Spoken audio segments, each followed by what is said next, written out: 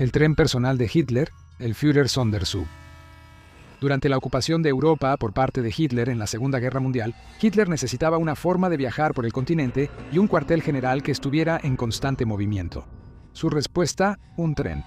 Hitler comenzó a usar su tren personal por primera vez en enero de 1939, tras haber encargado varios vagones entre 1937 y 1939. Estos estaban hechos de acero soldado y cada uno pesaba más de 60 toneladas. Unos meses después, en agosto, las autoridades ferroviarias alemanas, la Reichsbahn, bautizaron la versión de guerra del tren como Führer Hauptquartier, o Cuartel General del Führer, que más tarde recibió el nombre en clave de América. Pero una vez que la mayoría de los nombres en clave para los trenes militares alemanes fueron reemplazados, el 1 de febrero de 1943 pasó a llamarse Brandenburg. El Führer-Sonderzug de tiempos de guerra, que significa el tren especial del Führer, se utilizó para visitar muchos frentes de batalla y teatros de guerra en Alemania, Polonia, Italia y Francia. Sin embargo, el tren en sí está envuelto en misterio. Nunca sabremos exactamente de qué partes constaba el tren, ya que después de cada viaje, toda la documentación sobre él era destruida para que no pudiera ser utilizada en contra de los nazis. Además, el vagón personal de Hitler fue volado el 27 de abril de 1945 por el empleado de confianza de Hitler, Julius Gregor Schaub. Pero la información filtrada de junio de 1941, así como los registros existentes de la Reichsbahn, nos han dado una idea de su composición básica. El Führer-Sonderzug fue reorganizado ocasionalmente durante su existencia. En consecuencia, habría medido entre 300 y 430 metros de longitud y habría tenido de 10 a 16 componentes. Los primeros componentes eran las dos locomotoras, inicialmente solo una, seguidas inmediatamente por un vagón plataforma Flakwagen, que estaba diseñado para parecer un vagón de carga normal, pero tenía dos cañones antiaéreos colocados encima. Un vagón de equipaje seguía al Flakwagen y luego, detrás de ese, estaba el vagón personal de Hitler, el Führerwagen. El vagón de Hitler debió ser bastante grande, porque consistía en dos antesalas a cada lado, un dormitorio, baño, regaderas, sala de estar y 3 habitaciones para invitados. Después seguía el Befehlswagen, el vagón de mando, donde trabajaban los oficiales del Estado Mayor de Hitler. La primera mitad del vagón contenía una sala de conferencias con mapas y 3 teléfonos.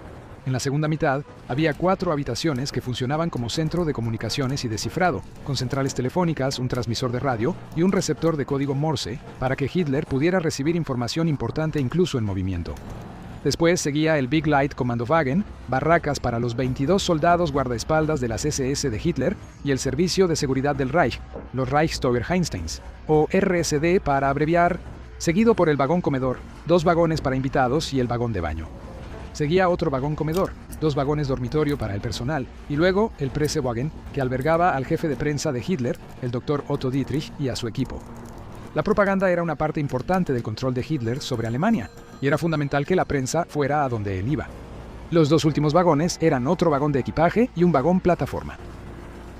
Cuando Hitler deseaba viajar en el tren, tenía que avisar con hasta 2 horas de anticipación, ya que normalmente se mantenía en el depósito de mantenimiento de Tempelhof en Berlín. La ruta y cualquier parada en el camino se mantenían al mínimo absoluto, y solo unos pocos empleados de confianza sabían información sobre a dónde viajaría el tren. Se enviaban policías a patrullar pequeñas porciones de la vía para frustrar cualquier intento de asesinato, como que los aliados o cualquier otra persona hicieran volar el tren. Similar a otros trenes militares especiales de los alemanes, los vagones a menudo seguían al tren especial del Führer o se adelantaban para confundir a los enemigos. Cualquier estación en la que el tren se detenía estaba fuertemente custodiada y la plataforma se vaciaba de todo equipaje, carritos y contenedores. La policía ferroviaria vigilaba todas las entradas y salidas, y el comandante del RSD de Hitler, Johann Rathenhuber, era automáticamente el jefe de la policía ferroviaria durante todo el viaje. Antes de cada viaje, el tren especial del Führer era minuciosamente revisado en busca de explosivos o armas ocultas, y al final, todos los registros del viaje, desde notas hasta órdenes escritas, horarios y documentos, eran recolectados, contados y destruidos para ocultar el historial del recorrido del tren. La rutina de Hitler en el tren consistía en consultar con sus asesores a las 10 de la mañana en su Befehlswagen. La mayor parte del resto del día la pasaba supervisando el trabajo continuo de sus empleados a bordo. Pocas de sus órdenes han sobrevivido, pero sabemos que tenía una política estricta contra fumar dentro de los vagones. De 1939 a 1940, Hitler aparecía en las ventanas del tren durante las paradas. Saludando y haciendo el saludo a las multitudes de seguidores, resultó ser una manera efectiva de fortalecer su culto a la personalidad en toda Alemania. Por otro lado, había poco que el RSD de Hitler pudiera hacer si un asesino surgía de entre el mar de manos y apuntaba con un arma o lanzaba una granada por la ventana. En consecuencia, esta práctica fue eliminada gradualmente y mantuvo las cortinas de su vagón cerradas durante las etapas finales de la guerra. De esta manera, también se cerraron las cortinas sobre los incontables judíos que estaban siendo deportados a sus campos de concentración y sobre las sombrías ruinas de la infraestructura alemana que alguna vez fue motivo de orgullo, arrasada por los bombardeos aliados. Al final de la campaña de los Balcanes, en 1941, el tren ya no se consideraba el cuartel general móvil de Hitler, aunque él continuó usándolo extensamente para viajar por Alemania y a sus múltiples cuarteles generales durante el resto de la guerra. Cada vez que Hitler viajaba en su tren privado, su automóvil y su avión lo seguían de cerca, listos para llevarse al Führer en cualquier momento. El 24 de octubre de 1940, y tras una reunión improductiva con el general español Franco en Hendaya el día anterior, Hitler viajó a la estación de tren de Montoire para reunirse con el mariscal francés Pétain. Fue en el vagón comedor del tren especial del Führer, donde el Führer y Pétain discutieron verbalmente por primera vez una colaboración estatal entre la Francia de Vichy y la Alemania nazi. Pétain anunció su colaboración al público francés 6 días después. El 27 de agosto de 1941, Benito Mussolini, primer ministro de Italia y aliado de Alemania, se reunió con Hitler en un tren de mando para conversar su campaña en la Unión Soviética.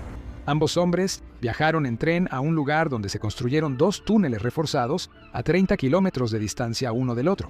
Los túneles, terminados por cientos de trabajadores polacos de campos de concentración ese verano, se adaptaban perfectamente a los trenes especiales y podían sellarse en caso de ataque. El Führer-Sonderzug de Hitler estaba estacionado en el túnel Strelitsov y el de Mussolini en el Stepena. Y Hitler nunca salió del tren ni una sola vez. Cada uno de los túneles tenía 480 metros de longitud, 8.3 metros de ancho y 12 metros de alto. Fueron reforzados con 2 metros de concreto sólido, con el objetivo de resistir fuertes bombardeos aéreos hasta que llegara el apoyo. Sorprendentemente, los enormes y costosos túneles del búnker solo serían utilizados 2 veces por el Führer durante el transcurso de la guerra, la segunda vez con Mussolini en octubre, 2 meses después. Hubo múltiples intentos de acabar con la vida de Hitler a lo largo de la guerra, pero uno que nunca pasó de la etapa de planificación fue la idea británica de bombardear el Sonderzug del Führer. Los agentes británicos de operaciones especiales tenían un extenso entrenamiento en explosivos y estaban seguros de que podían volar el tren con éxito. Sin embargo, el plan nunca se llevó a cabo, ya que se consideró inviable debido a las extensas preparaciones de Hitler antes de su viaje a bordo del tren. Su ruta era demasiado impredecible para que los británicos pudieran colocar una bomba en un lugar útil. A las estaciones solo se les informaba de su llegada unos minutos antes, y él viajaba en horarios irregulares para despistarlos. Para tener éxito, un asesino necesitaría acceso inmediato y secreto a toda esta información privilegiada, además de evitar la detección por parte de los guardias ferroviarios permanentes. Una vez que esa idea fue descartada, un plan de corta duración fue agregar 768 gramos de lo que llamaban veneno primero al suministro de agua de la cocina del tren. El veneno Cruiser era una sustancia letal que solo mostraría sus efectos después de casi una semana y no tenía cura.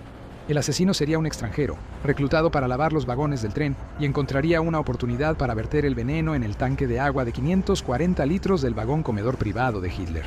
Mientras que la comida de los pasajeros y las bebidas embotelladas eran revisadas cuidadosamente, la SOE británica creía que el agua de la llave no lo era.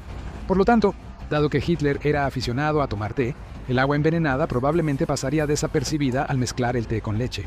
Sin embargo, esto fue rápidamente considerado como demasiado difícil.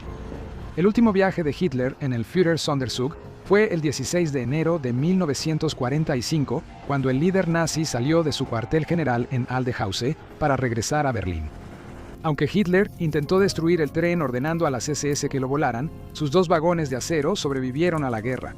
Fueron divididos entre Estados Unidos y Gran Bretaña, quienes más tarde devolvieron las partes en la década de los 50. El canciller alemán, Konrad Adenauer, utilizó algunas de las piezas para su propio tren, y otras partes continuaron usándose hasta 1990, antes de que finalmente fueran retiradas. Todavía puedes ver algunos de los vagones restantes hoy en día en varios museos de Alemania.